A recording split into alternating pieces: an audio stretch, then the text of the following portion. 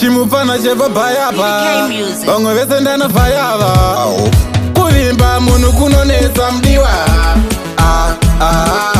shuwa vava kuchikoro bebe majezi aya ndati andaimwa doro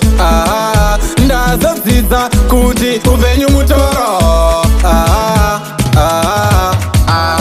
moyo wangu ndakakupa chirega kutamba nawo wakandilimbisa rudo nekusinga kume ndiwe wakati ndichava mbavhu yako murora wamai vangu mbavhu yako murora wamai vangu kuvimba munhu kunonetsa mdiwa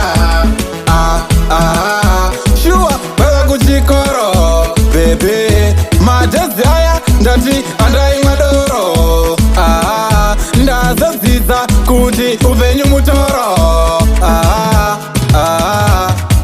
handina zvakawanda zvandinoda ndinoda kudiwa chete chirega kuzopusa ichechi chidzidzo moyo wangu ungaurwadzisa mudiwa ndoda kudiwa chete handidi kuona misodzi yako inga bebi ndiri umwe wako kuvimba munhu kunonetsa mdiwa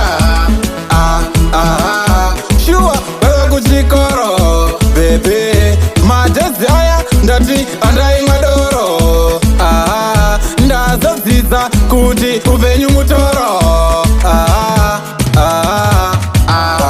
moyo wangu ndakakupa chirega kutamba nawo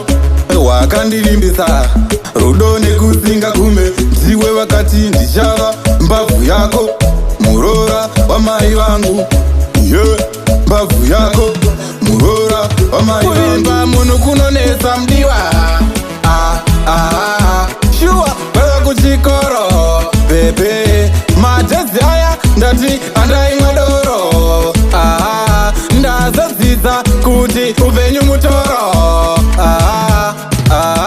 kuvimba munhu kunonetsa mdiwa